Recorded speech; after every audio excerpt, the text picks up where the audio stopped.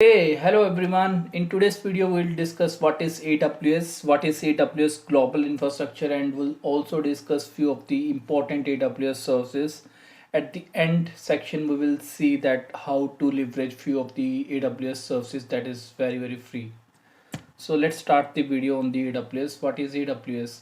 AWS, the full form of AWS is Amazon Web Services, is basically a cloud provider. There are multiple cloud providers available into the market.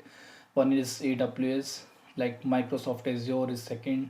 Then we have Oracle Cloud, Alibaba Cloud, Google Cloud. There are multiple cloud vendors are available. So AWS is one of the cloud provider who provides cloud computing services like storage, computing over the internet.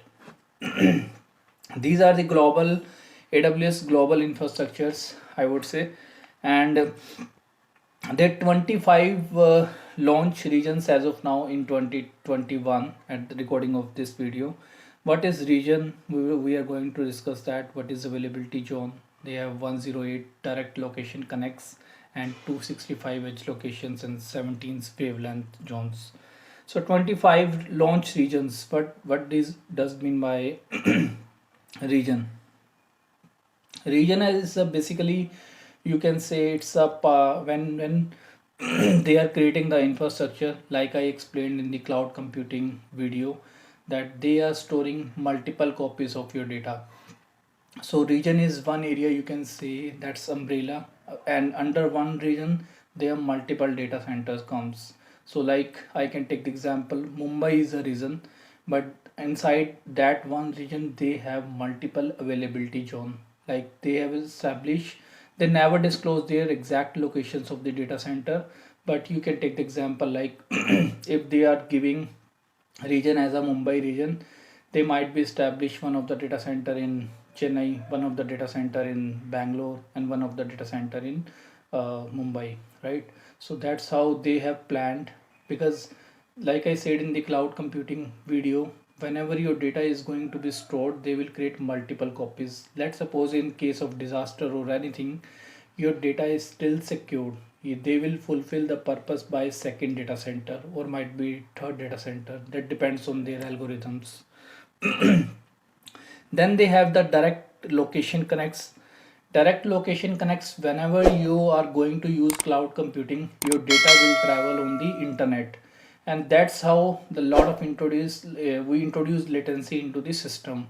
So now that is what is happening, applications are built, application are dependable on the ultra latency. They are expecting ultra latency. Nobody's has the time to wait, right? So they have established one of the good service. Its name is direct location connects. So 108 is the number right now where they have the direct location connects. Direct location connects means that your data center and AWS data center will establish a connect. So there is no need of the private internet. So your data will directly talk to the AWS internet or AWS data center. That's how they reduce lot of latency into the systems. 265 edge locations. What do you mean by edge locations? Edge location is something that if you are storing the documents or the images files, JavaScript files, CSS files on these some of the servers, right? So what AWS does, like every time if I'm fetching records using JavaScript or CSS, it will take a lot of time. What AWS does, they establish a lot of edge locations nearby cities like Delhi and Bangalore, Pune, multiple cities they have choose, and they have established edge locations. Edge location is also in your computer, you can say, where they cache the records, and one request is coming from the Bangalore or the any location, they will serve the request using cache objects. So that's how your application performance will be increased. 17 wavelength zones. These wavelength zones are not available directly for the public. They are basically built for the 5G providers like Airtel, Vodafone Idea. So they have established a very good connection between the data center of companies who are providing the 5G services and AWS. So now we are going to discuss important AWS services. they have multiple categories: compute, storage, database, security, management tools. So we'll see compute first. Elastic Compute Cloud. Elastic Compute Cloud is one of the basic service that you can choose, and you can create virtual machines of any configuration. Like if you want 4 GB, 8 GB of RAM, you can do that. If you need 1000 GB of RAM, also you can do that. They have a lot of configurations for gaming, etc., machine learning, lot of thing you can do with the help of virtual machines. Then we have Elastic Beanstalk. Elastic Beanstalk says it's a service, comes under the category of PaaS, platform as a service, where you can give them a code and they will do each and everything for you. In the background, it is that service is creating EC2 machine for you, installing some web servers, and do the all of the part which you are doing into the Elastic Compute Cloud. So that part is handled by the EBS now.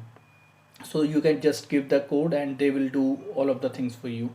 That also provides auto scaling, that also provide load balancing, each and everything which were you were doing in the case of Elastic Compute Cloud. Now they will do that for you. Light Sail. What happens, let's suppose you have one of the use case that you are creating a machine web server and also you need a database. So you will choose RDS service of AWS. Now they have given one service. The name of the service is Light Sail. It's an abstraction of, you can say, EC2. Also they are including the abstraction for the RDS as well. So you can go into the Light Sail and choose, I need this machine with this configuration and I need this web server on that and this database. So this is very, you can say, it's all of the part they are covering, like web server, database part. Over the clicks you will get all of the things in just few clicks. It's a all configuration. Then we have the AWS Lambda function. This is very popular into the market. We will be covering a separate video on the Lambda, but now at this time you can understand AWS Lambda is without a server, for the client only, but internally they have the server. What is happening, you are developing a code, you can just go and deploy the code into the AWS Lambda.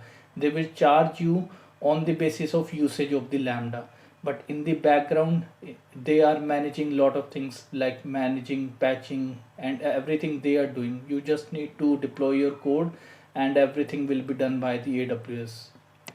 Management services of AWS: CloudWatch, CloudTrail, OpsWorks, CloudFormation, Config. Let's discuss about CloudWatch. When you are going to deploy your Lambda function or EC2 machine, API gateway, so where you can see the logs of all these things, AWS CloudWatch is the option for you. You can go and check the logs of your application, how it is performing. Even you can configure some of the rules, like if your Lambda is going down, Lambda is not performing well, you can configure some alerts into that. CloudTrail. CloudTrail is a service where you can see if your team has 50 developers or few of the testers, and one developer is going to change the configuration of your one of the AWS service. Its tracking is not a easy, right? So AWS CloudTrail you can enable on your account, and that with the help of that service you can see who was the developer and what was the changes. OpsWork. OpsWork is a DevOps solution that provides you Puppet and Chef frameworks basically to work with, and you can scale your application, manage your application by these technologies very well. Cloud Formation. Let's suppose you're creating one of the I'm just starting this with the example how Cloud Formation is very helpful. It's a infrastructure as a code model. So what happens that, let's suppose you're creating one of the EC2 machine or one of the Lambda function. So what happens, you go to the console, AWS console, and choose some of the configuration. But this is easy for one instance, right? But if I say you that you have to create 100 PC virtual machines, in that case it would not be easy, because that thing will take a lot of time. It's also a boring thing, and it's manual process, because nobody like manual process.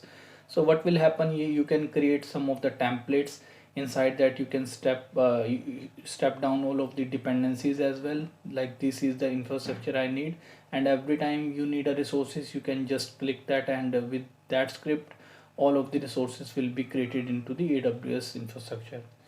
Then we have the config option. Config is option where you can enable some of the recordings in your account, and it will automatically record best configuration and let suggest you that this is the recording, and basis on that you can create your infrastructure as well.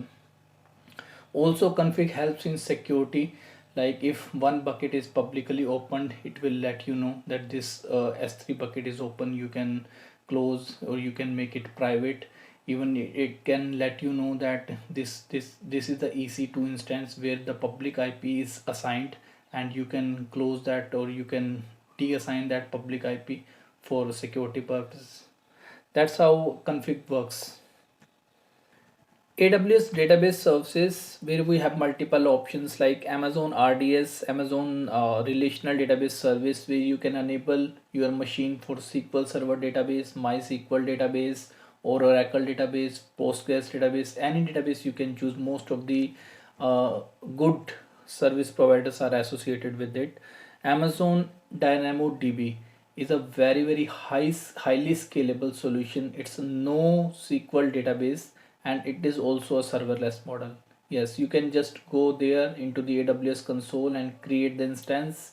It will give you all the details and your billing will be start accordingly. Then we have Amazon Elastic Cache. Elastic Cache is basically used for caching purpose. Instead of let's say your website is requesting for one image and that image size is more than 5 MB, instead of going each and every time to that server, Elastic Cache store your images at one of the place, and every time website is going to the, instead of sending to the original server, it requests from the Elastic Cache. So that's how you can increase performance of your application. Neptune is one of the graph database is available into the AWS. In the storage option, we have simple storage service which is known as S3, where you can upload any type of document, any type of media file, and the maximum limit AWS giving is very high, it's 5 TB. So you can use that service for the storage purpose. EBS, Elastic Block Store. Elastic Block Store is, you can say, it's a partition of your hard disk, where I'm just giving the example. Let's say you are working on your local machine and you can see multiple partitions of hard disk are available: E drive, F drive, G drive, generally we consider with these names. And Elastic Block Store is the same thing. You are creating one virtual machine into the cloud, and you can associate Elastic Block Store with that virtual machine. So this is just an partition of your hard disk. Then we have EFS, Elastic File System. This is used for sharing the data. Let's suppose you have 10 virtual machines and you want to exchange data between multiple machines. Then Elastic File System is a choice for you. You can copy one of the data from one machine and paste it into the second machine. That's how it works basically. Then we have FSx model. FSx and Elastic Files System, they are almost equivalent kind of services, but the thing is FSx is newly built and comes into the existence few years back only, and this service is mainly designed for the Windows. Amazon Web Services free tier. A lot of people ask questions like why they are giving so many services in free.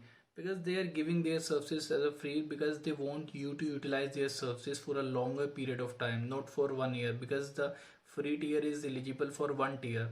So if you are a student and learning or AWS, so in that case they are giving a lot of options, like if you can see on the screen, 750 hours of Amazon easy storage, easy instance, 750 hours of Elastic Load Balancer, 30 GB of EBS, 5 GB of Amazon S3. So like that they are giving so many services in a free. So if you are a student or learning AWS, you can just go into the AWS portal, create a free account. They will ask you for the credit card information, and you can, after enabling the account, you can explore many services. But one thing you need to make sure that whatever resources you are creating on the cloud, that will not delete it by self. So you need to take care of that. Once you are creating the VC or VM machine or any Lambda function, please delete it after use. Thank you.